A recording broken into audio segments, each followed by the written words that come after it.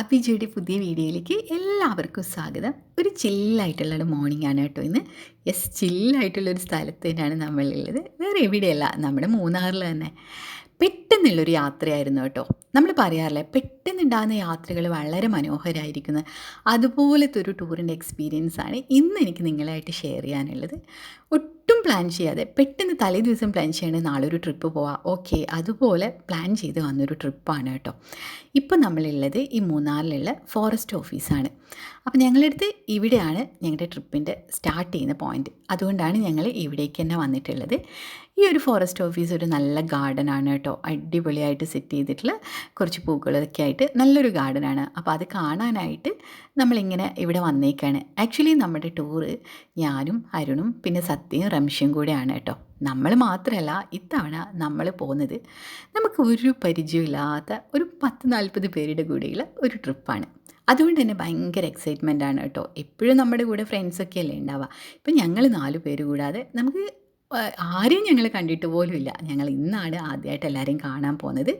അങ്ങനെ ഞങ്ങളെല്ലാവരും കൂടെ ജോയിൻ ചെയ്തിട്ടുള്ള ഒരു ട്രെക്കിംഗ് എന്ന് പറയാം. അതാണ് നമ്മുടെ ഒരു യാത്ര.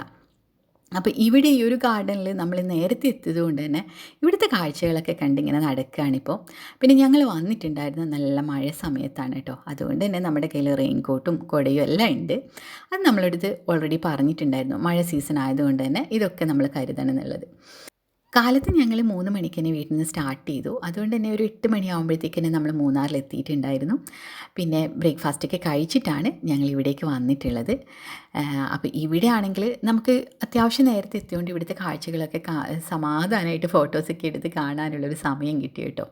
കുറച്ച് ഫോട്ടോസൊക്കെ എടുത്തിട്ടുണ്ട്. അതിന് പറ്റിയ കുറച്ച് സ്ഥലങ്ങളൊക്കെ ഇവിടെ ഉണ്ടായിരുന്നു, ഫോട്ടോ പോയിൻ്റൊക്കെ പോലെ.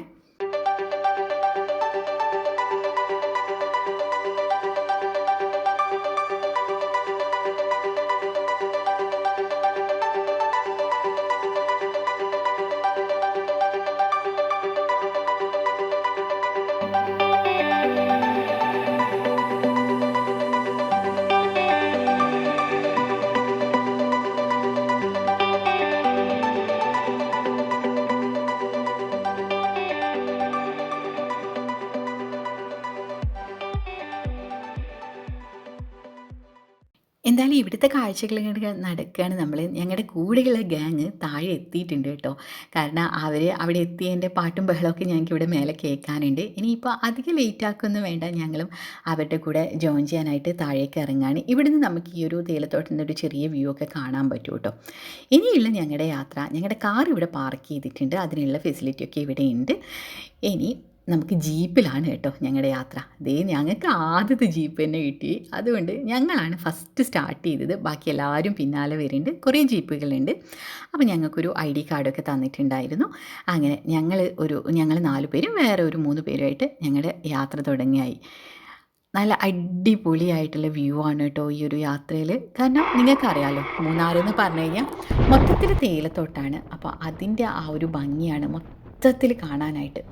അടിപൊളിയാണ്, നിങ്ങൾക്ക് കാണുമ്പോൾ തന്നെ അറിയാൻ പറ്റും. പിന്നെ മൂന്നാറെന്ന് പറഞ്ഞു കഴിഞ്ഞാൽ എവിടെ നോക്കിയാലും പച്ചപ്പാണ് തേയിലത്തോട്ടത്തിൻ്റെ. അതിൻ്റെ ആ ഒരു ഭംഗി ആസ്വദിച്ചുകൊണ്ടാണ് ഞങ്ങളുടെ യാത്ര. ഇത് നമ്മുടെ മൂന്നാർ ടൗണിൽ നിന്ന് ഏകദേശം ഒരു 25-30 കിലോമീറ്റർ ഉള്ളിലേക്ക് പോയിട്ടാണ് ഞങ്ങളുടെ ബേസ് ക്യാമ്പ്, അതായത് ട്രെക്കിങ്ങിൻ്റെ ബേസ് ക്യാമ്പ് എന്ന് പറയുന്നത്. പിന്നെ ഇപ്പോഴും ഞാൻ നിങ്ങളുടെ അടുത്ത് പറഞ്ഞില്ലല്ലോ, ഞങ്ങൾ ട്രെക്കിങ്ങിന് പോകുന്നത് മീശപ്പുലി മലയിലേക്കാണ്.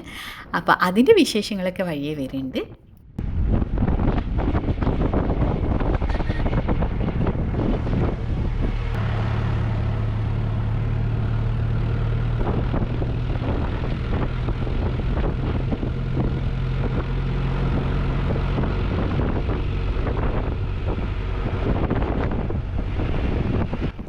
കിടിലം വ്യൂ ആണ് കേട്ടോ, ഒന്നും പറയാനില്ല. കിടിലനാണ്, ഫുള്ള് തേയിലത്തോട്ടം, അടിപൊളിയാണ്. നമുക്ക് പോകാനുള്ള മീശപ്പുലിമലയാണോ അതെന്ന് എനിക്കൊരു ഡൗട്ട് ഇല്ലാതില്ല. അത് കാണുമ്പോൾ അതുപോലെ ഉണ്ട്. അങ്ങനെ ഞങ്ങൾ നമ്മുടെ ആദ്യത്തെ ഡെസ്റ്റിനേഷൻ എത്തിക്കുകയാണ് കേട്ടോ. ഈ ഒരു വഴിക്ക് പോകുമ്പോഴുള്ള ഒരു ഫസ്റ്റ് ഡെസ്റ്റിനേഷനാണിത്. സാലൻ വാലി ടീ പാർക്ക് എന്നാണ് ഇതിൻ്റെ പേര് കേട്ടോ. നമ്മൾ പാലക്കാടിലെ സാലൻ വാലി അല്ല, ഇത് വേറൊരു സാലൻ വാലി ടീ പാർക്ക്. അപ്പോൾ ഇവിടെ നല്ല കിടിലം വ്യൂവും നമുക്ക് ഫോട്ടോസൊക്കെ എടുക്കാൻ പറ്റിയ നല്ല അടിപൊളി സ്ഥലമാണ് കേട്ടോ. അപ്പോൾ ഇതൊക്കെയാണ് ഞങ്ങളുടെ കൂടെയുള്ള ആൾക്കാർ വന്ന് ജീപ്പുകൾ കേട്ടോ എല്ലാം ഇവിടെ പാർക്ക് ചെയ്തിട്ടുണ്ട്. ഞങ്ങൾ ഇപ്പോഴാണ് സത്യം പറഞ്ഞു കഴിഞ്ഞാൽ കൂടെയുള്ള ആൾക്കാരൊക്കെ ഒന്ന് കാണുന്നത് കേട്ടോ. അവിടുന്ന് നമ്മൾ ഫസ്റ്റ് ജീപ്പിൽ തന്നെ വന്നല്ലോ. അപ്പോൾ എല്ലാവരും ഇവിടെ ഇറങ്ങി ഫോട്ടോസൊക്കെ എടുക്കാനുള്ള പ്ലാനിലാണ് കേട്ടോ ഉള്ളത്. ഈ ഒരു സ്പേസിനെയാണ് ശരിക്കും കേരളത്തിൻ്റെ സ്വിറ്റ്സർലാൻഡ് എന്നൊക്കെ പറയാറ്. നല്ല രസമാണ് കേട്ടോ. നല്ല തണുപ്പുണ്ട്. ഞാൻ പറഞ്ഞല്ലോ മഴയുള്ള ഒരു ടൈമൊക്കെ ആയത് കാരണം അത്യാവശ്യം നല്ല തണുപ്പുണ്ട്. ഇപ്പോൾ ഏകദേശം 11:30-12 മണി ആവാറായിട്ടുണ്ട്. പിന്നെ ഇവിടെ തന്നെ നമുക്ക് ചായയൊക്കെ കുടിക്കാനുള്ള ചെറിയ കടകളൊക്കെ ഉണ്ട് കേട്ടോ. അവിടുന്ന് നല്ല ചൂട് ചായയും പരിപ്പുവടയൊക്കെ കഴിച്ചിട്ടൊക്കെയാണ് ഞങ്ങൾ ഈ ഒരു സ്ഥലത്തിൻ്റെ ഭംഗിയൊക്കെ ആസ്വദിച്ചത്. നല്ല രസമാണ്. എന്തോരം ഫോട്ടോസ് എടുത്തു എന്നറിയോ. നല്ല രസമായിട്ട് ഇങ്ങനെ ഈ ഒരു ഭംഗിയൊക്കെ ആസ്വദിച്ചിട്ട് നമ്മളിങ്ങനെ നിൽക്കുകയാണ്. ഇവിടെ നല്ല കോടയുണ്ട്. ചില സമയത്ത് ഉച്ചയാണെന്നൊന്നും നമുക്ക് തോന്നില്ല ഈ ഒരു സമയം കണ്ടു കഴിഞ്ഞാൽ. ഇതിൻ്റെ മൊത്തത്തിലുള്ള വ്യൂ ഇങ്ങനെയാണ് കേട്ടോ, രണ്ട് സൈഡും. പിന്നെ ഇതിൻ്റെ അടുത്ത് തന്നെ കുറച്ച് ദൂരെയായിട്ട് പള്ളിയും അങ്ങനെയുള്ള കാര്യങ്ങളൊക്കെ ഉണ്ട്.